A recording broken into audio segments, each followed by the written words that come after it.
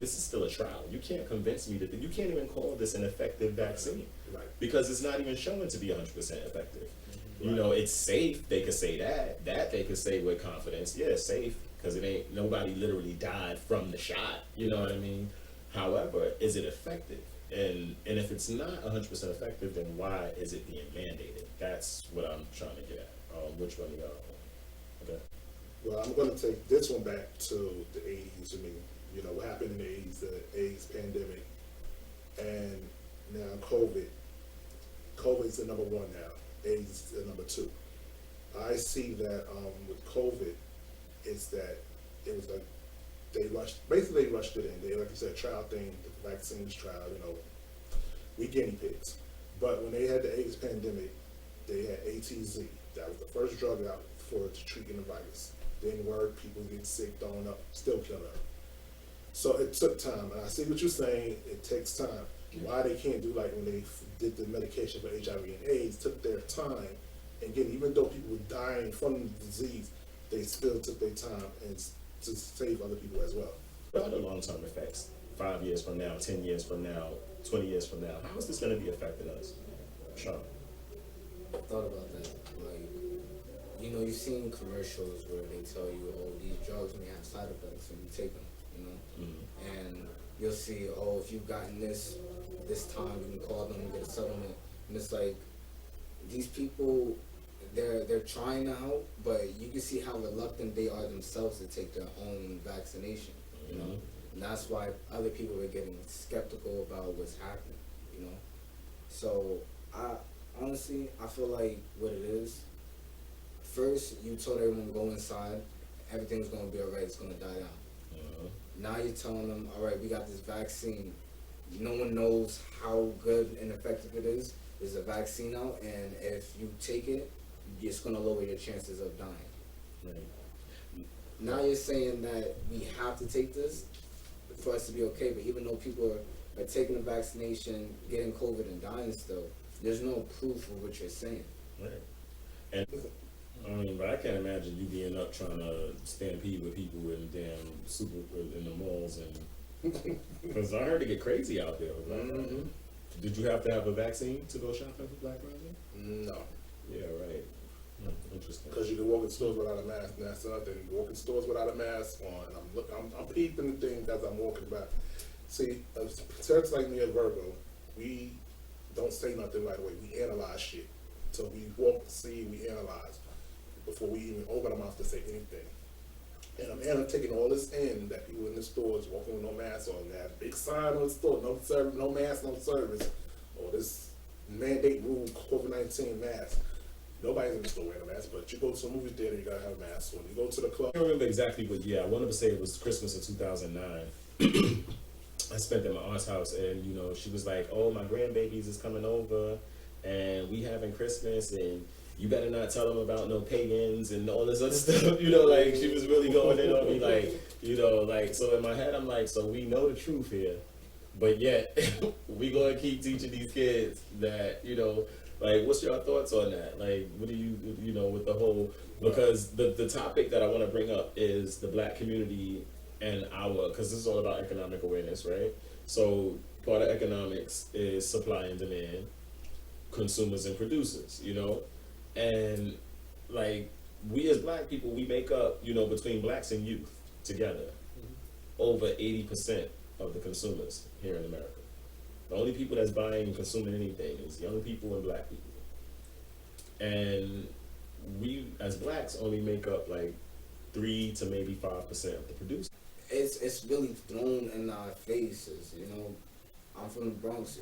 Right near my crib there's a KFC, a White Castle, Domino's, Pizza Hut, all in the same spot. Yeah. 2 liquor stores right across the street from each other. Actually. So that's so the scenario I was going to put together is this though, you know, because you mentioned something earlier about, you know, you being peer pressured into being the lookout guy. They didn't say that you had to be actively involved, but at least stand watch. But obviously you still got the same consequences because you're still a participant.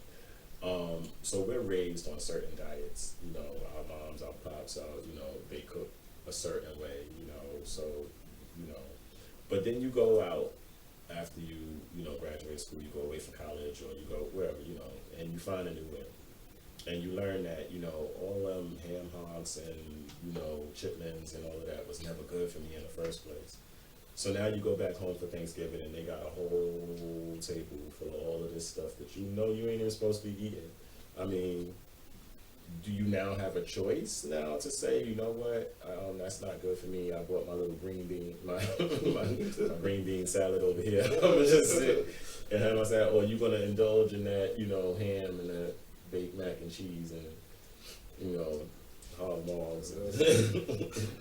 Like, yeah, tell me what's going on. Respectfully, yeah, I'm making me a plate. 'Cause, like,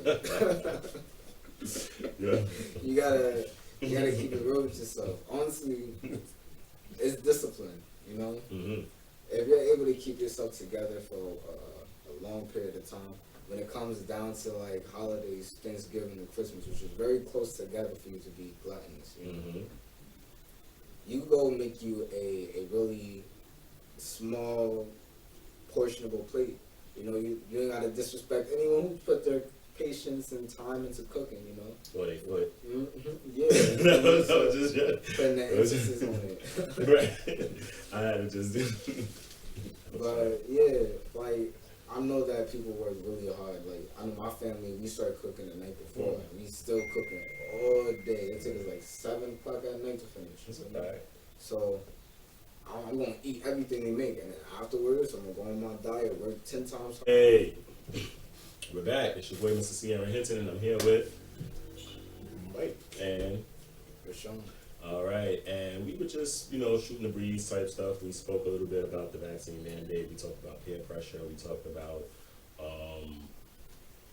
obesity, diabetes. You know, different issues that just be going on, you know, variously inside the Black community. So we definitely want to talk about this old school, new school wave thing.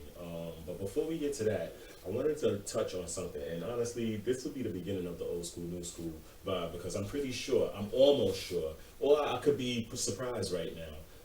I want to hear both of you takes on the topic of job versus career. Because some people, like, you know, they don't mind getting a job. Like, I go to work every day, Monday through Friday, 9 to 5. At the end of the week, I get my paycheck, I pay my bills, I pound some booze, maybe a couple of honeys, and make sure y'all knew that was a joke, just in case. And you know, and they're good with that. And then there's other people who, like, you know, I don't want to work nobody's job. I don't want to be paid by the hour. I don't want to be on nobody's clock. I don't want to, you know, that might be like the entrepreneurial spirit or the self-employed person. And then the career person is someone who actually, they only do one job. You know what I mean? Like, if they got fired from that job, their life is over because they don't know how to do nothing else. Like, you know, so let's shoot on that. Which one of y'all just, you know, old school, new school, which one? With the job versus career? Yeah. That's easy. I mean, where you see yourself at? Are you a job person where, you know, I just want to work and put in work, make money? Are you a career person where it's like, this is my craft, this is what I do for a living, I want to, you know, I went to school for this, and this is what I want to do? Or then, of course, there's that, you know, some, you know, 1 in 10 will probably be like entrepreneurial spirit and say, I just want to own my own shit. And, Wow. Both. From the moment I got out of middle school till now, I've had 6 jobs. okay. I've worked with the DOE, I've worked with New York City Public Library, I've worked with some. Everybody did that one. Yeah. So what are you, Mexican or something? No, I'm joking. That was a joke. I'd always laugh. Because, you know, I'm not trying to think you'll be racist up here. It's a joke, goddamn. I did beautification. I was painting parks and cleaning them up and stuff like that. Yeah. You know, I tutored kids, helping after school, stuff like that. Mm-hmm. And my last job just showed me, like, I really don't want to work for the next person. Like, I'd rather have people on my payroll than to be on someone else's payroll. I mean, have you ever had a secretarial job that would allow you to know how to actually do payroll? Real shit. Like, I'm just saying, because I haven't had a job where, like, well, in high school, I was the president of the music club. That was something me and a friend talked about. We came up with on our own. We went to a teacher and got it together. And we had, like, 5 people having a meeting to elect the president. Then we got the other people to join, you feel me? Because Right. we wasn't about to have this argument. Okay. Had to have it under control before the freshmen got Makes sense. I like that. So I was able to make sure that I had people divided into what group they wanted to work in without looking like they're not doing anything, because we had to have a criteria in order to keep the club. It had to be something educational. Right, So, right. Ends of the spectrum at the end of the day. It's like, so you basically saying it's a dichotomy of my son is gonna be Little Nas X or he's gonna be Boozy. Like, you know, there's no in between apparently. Like, and if you have an in between, they try to say that he's whitewashed. You feel me? Interesting. So it's like, that's why men like Jay-Z, J. Cole, and Drake, they're idolized, because they're not living. Well, Drake is better, but they did what they did, and they got to a point where they ain't gotta do that no more. Right. They got money. They got people to handle their business if they need to. You Right. feel me? But see, the thing is, like you mentioned too, sorry, Mike, not to, but it's like, this is kind of, I gotta keep, because the thing is, like you said, what Tupac said, you understand what you said, and music starts to happen, right? And it's like, how can you live to the point where it's like, and I'm not saying I don't agree with it, because I would probably take the same approach and the same mentality. All right, I've been there, done that, I don't have to do that anymore. But have you atoned for everything you've been and done? You understand? Like, because I think that that's where we kind of like, have you made amends? You understand? Like, because that's that thing that they call karma. Like, you know, where it's like, and people be thinking like, oh, well, such and such happened. How could that happen to him? And then you don't know what they had to do to get to where they are. Exactly. You understand? And who's to say that all of that was forgiven?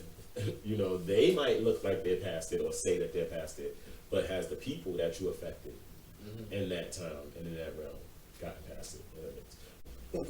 I wish somebody would raise them up, man. No, not that. I witnessed domestic violence plenty of times. From times I came home, one time I came home from work, it was I got at Fordham or Bedford. I got on the train at Bedford on the 4 line. And this one guy and a girl, this dude literally beat the brakes off of this girl, banged her head into the back of the middle thing on the platform. It was to the point, I got on my phone, walked over to them, and I said, call the cops. I was like, yo, because you're not going to sit here and be, because I can intervene myself, but the train was taking too long. You know what I'm saying? Because he was going to be in front of that train. So I did the right thing, just going on one, let them handle it. But by the time they got there, they dispersed. She ran, and she ran right behind them. I said, oh, that's just Ike and Tina. Oh, my bad. I didn't know. Right. And then what was it looking like? My Thanksgiving was pretty alright, I'm not gonna lie. I made Big Mac and cheese for me. Oh, you cook? Yeah. Normally I get put on potato salad, but we can do like this shit with just mashed potatoes. Okay, cool. And yo, I'm not gonna lie, friends went crazy. One of my friends had a plate just for the mac and cheese. I'm like, bro. Sound like me. Sound like me. That's definitely me at Thanksgiving. Like, definitely me. I'm like, yo, niggas gotta have leftovers for the next couple of days, y'all want. You're gonna have leftovers, but you ain't gonna have no leftover mac and cheese. I'm like, yo, Right. we still, day 5, we still got turkey and ham. Yo, y'all taking a long thing when y'all come with me. Don't worry. Y'all be lucky. Y'all come for Christmas, y'all getting just me. That's Yeah, precious amount. I mean, I guess, yeah, that's probably what it was, a little bit of pressure. Cause that's the thing too, like, you know, and that's why I brought it up, because it's like that scenario. Cause it's like you go home and it's like, you miss home. You want to be a part of what everybody else is doing. This is like, it's like if you live there, it's one thing, you know what I mean? And it's in your face every day. It's nothing to say no thank you once or twice for a meal. But when you away for the whole year, and this is the one time you come, you know, you want to be merry, you want to eat, you want to drink, you want to partake, you know? Like, Now, with that being said, okay, the small plate portions is good. But when people don't know holidays, I don't mean I cook, I burn my titties every year for Thanksgiving. I cook for 2 houses, so you know, my house, my mother's house, so it's a lot on me. So I know at my mother's house, I know what stuff they can have on their food, and you know, and what they could have and what they cannot have. Right. Same thing with me. I tend not to, you can call me white, whatever you want to do, because guess what? When people don't understand when you're cooking, you don't have to add seasoning at all. Right. People can add their own. See, that's the key word. So you don't have to put salt in everything. Right. And somebody said, "Oh, it's not enough salt." Hand them the salt shaker. Here you go.